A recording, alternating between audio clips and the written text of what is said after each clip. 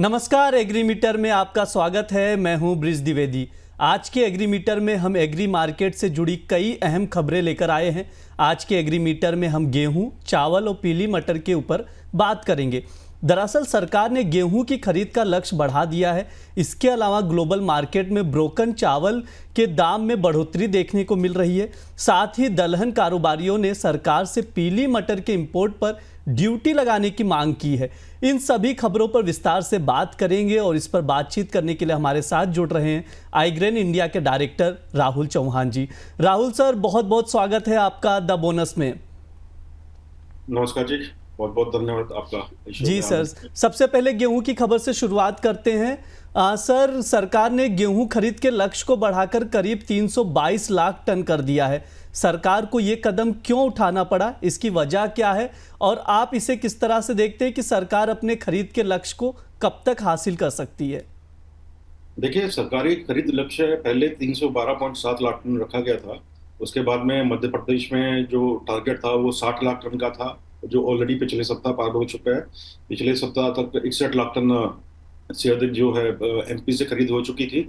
और जिसको देखते हुए गवर्नमेंट ने जो एमपी का जो खरीद लक्ष्य है 60 लाख टन से बढ़ाकर 70 लाख टन कर दिया, जिसकी वजह से जो पहले टारगेट था 312.7 लाख टन का, वो 10 लाख टन बढ़कर 322 लाख टन पहुंच गया।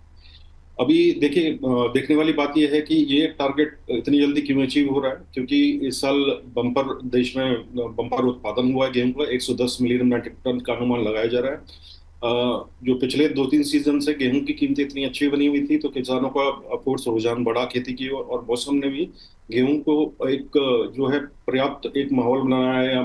पूरी जो फसल थी पूरे हर राज्य में, जो गेहूं का जो उत्पादकता है वो अच्छे मौसम के कारण बढ़ी है। तो इस वर्ष जो सरकारी खरीद लक्ष्य 322 लाख टन रखा गया है, मेरा मानना है कि ये जो खरीद है ये इजीली हो जाएगी, क्योंकि ये खरीद 15 तक होनी है, 15 जून से 30 जून तक होनी है। और अभी भी पंजाब, हरियाणा, उत्तर प्रदेश में अराइवल जो हैं पीक पर हैं। एमपी में भी अराइवल अब थोड़ी थोड़ी कम होनी चालू हो गई हैं। और दूसरा रीजन जो था एमपी में खरीद बढ़ने का जो था कि जो बोनस की जो घोषणा की गई एमएसपी पर, उसके उसके बाद क्या हुआ कि मंडियों में जो कीमतें हैं वो गेहूं की एमएसपी के आसपास 24-25 रुपए प्रति क्विंटल चल रही हैं। लेकिन जो अतिरिक्त बोनस उन्हें मिल रहा है, तो उसको देखते हुए किसान सरकारी कांटे पर अपना गेहूं अधिक तुलवा रहा है। दूसरा राज्य राजस्थान, जहां पर भी बोनस की घोषणा की गई थी, वहां पर जो खरीद लक्ष्य 20 लाख टन रखा गया था और पिछले सप्ताह तक 10 लाख टन की खरीद वहां हो चुकी है, जो अपने आप में एक अब तक का मतलब अच्छी खरीद मान सकते हैं उसको। तो वहां भी जो बोनस की घोषणा की है, तो बोनस के बाद में किसान जो अपना माल है एफसीआई को देने में ज्यादा इच्छुक है, रेदर देन कि वो मार्केट में दें। जी सर, आप चावल पर भी बात कर लेते हैं। प्रमुख जो निर्यातक देश हैं चावल के, थाईलैंड और पाकिस्तान में चावल के स्टॉक में काफ़ी ज़्यादा कमी आई है। ग्लोबल मार्केट की बात करें तो यहाँ पर भी चावल की कीमतों में तेज़ी देखी जा रही है। ब्रोकन राइस का भाव जो है $400 प्रति टन की तरफ बढ़ रहा है और थाईलैंड में तो ब्रोकन राइस है उसका भाव $405 हो गया है। ऐसे में क्या सर भारतीय जो है चावल निर्यातकों को इससे फ़ायदा हो सकता है? हाँ जी, बिल्कुल सही कहा आपने। देखिए, अभी क्या था कि लास्ट ईयर जो इंडियन गवर्नमेंट ने जो चावल के निर्यात को जो प्रतिबंधित किया था, उसके कारण कई देश ऐसे थे जिन्होंने भारत का जो इस मौके का फायदा उठाया, जैसे पाकिस्तान है, थाईलैंड है। और वहां से चावल का जो निर्यात था वो लगातार बना रहा, क्योंकि अंतर्राष्ट्रीय बाजार भी टूट रहे थे उस टाइम। उसके बाद क्या हुआ कि इंडिया ने जैसे एक्सपोर्ट खोला चावल का, तो जो इंटरनेशनल लेवल पर जो चावल की उपलब्धता है, जो अवेलेबिलिटी थी, वो बढ़ गई और उससे कीमतें जो है धीरे धीरे घटने लगी थी। अब हुआ क्या है कि जो थाईलैंड और पाकिस्तान से जो चावल इतनी अच्छी क्वांटिटी में निर्यात हुआ, तो वहाँ स्टॉक में हमें कमी देखने को मिली है। और जो मांग है, स्टॉक में कमी आने से वहां पर जो है थाईलैंड और पाकिस्तान में चावल की कीमतें जो बढ़ी हैं। थाईलैंड का जो चावल है इंडियन चावल से करीब $50 महंगा है, और जो पाकिस्तानी चावल है वो $33 करीब महंगा है। तो जाहिर सी बात है कि एक तरफ वहाँ स्टॉक भी कम हो रहा है और इंटरनेशनल मार्केट भी इम्प्रूव हो रही है। और भारत ही एक ऐसा देश है जहाँ पर चावल जो है पर्याप्त और प्रचुर मात्रा में उपलब्ध है। केंद्रीय पूल में चावल की जो मात्रा है 1 अप्रैल के मुकाबले जो है, अभी आप ये लगा लीजिए, मेरे पास जो लेटेस्ट आंकड़े आए हैं वो करीब 300.34 लाख टन के आसपास है, जो स्टॉकिंग नॉर्म से कई गुना अधिक हैं। तो हमारे पास पर्याप्त मौका है चावल एक्सपोर्ट करने का। और पिछले इस सीजन में क्या हुआ है कि चावल और धान की कीमतें इतनी कम थी कि किसानों को पर्याप्त भाव नहीं मिल पाए थे। और जिसका मेन कारण जो था, एक तो उत्पादन बढ़ना था, साथ में एक्सपोर्ट का सहारा ना मिलना था। अब सब कुछ खुला हुआ है। तो मेरा ये मानना है कि इंटरनेशनल मार्केट में भारत की जो कोई भी जो साख थी वो दोबारा लौटेगी और इंडिया से एक अच्छी मात्रा में चावल का बाहर एक्सपोर्ट हो सकता है। जी सर, बिल्कुल। हमने गेहूं पर बात कर ली, चावल पर बात कर ली, अब चलिए दलहन पर बात कर लेते हैं। जो दलहन कारोबारी जो हैं लगातार पीली मटर के इंपोर्ट पर ड्यूटी लगाने की जो मांग की है, सरकार कारोबारियों की बात मान लेती है तो क्या इससे दालों की महंगाई नहीं बढ़ जाएगी सर? देखिए, पहले मैं इसका आपको थोड़ा सा हिस्ट्री मैं बता दूं आपको। 2015-16 के बाद में मटर का इंपोर्ट इंडिया में बंद हो गया था। जिसकी वजह उसका मुख्य कारण ये था कि मटर का जो इंपोर्ट इतनी बड़ी मात्रा में हुआ था, उससे डोमेस्टिक मार्केट काफी प्रभावित हुई और किसानों ने धीरे धीरे दलहनों का रकबा घटा दिया था।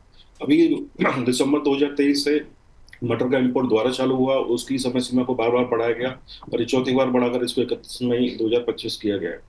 तो इस ड्यूरेशन के बीच में दिसंबर 2023 से लेकर मेरे पास जो आंकड़े हैं, मार्च 2025 तक करीब 32 लाख टन हम दलहनों का इंपोर्ट कर चुके हैं, जो खपत का करीब 40% है। एक बहुत बड़ी क्वांटिटी है।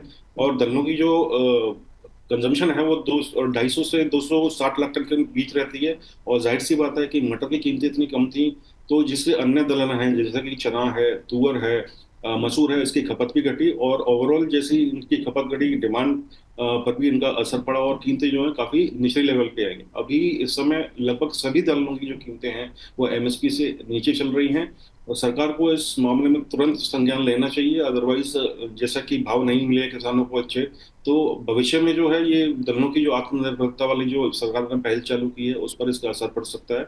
और निश्चित तौर पर इम्पोर्ट जो है मटर का, उसका कुछ ना कुछ नया नियम लाना चाहिए, ताकि जो उसकी यहाँ जो आयात पड़तल है वो ऊंची बैठे और जिससे अन्य दलहनों की कीमतों को सपोर्ट मिलता रहे। जी सर, एक आखिरी सवाल है सर। पिछले साल दालों का जो इंपोर्ट है बढ़ा था, इस साल दालों के इंपोर्ट को लेकर आपका क्या नजरिया रहेगा? देखिए, जो लास्ट फाइनेंशियल ईयर था उसके अंदर हमने करीब 67 लाख टन दलहनों का आयात किया, जो उससे पहले 44 लाख टन के आसपास था। लगभग सभी दलहनों का इंपोर्ट मसूर को छोड़कर वो काफी बड़ी क्वांटिटी में लास्ट फाइनेंशियल ईयर में हुआ है।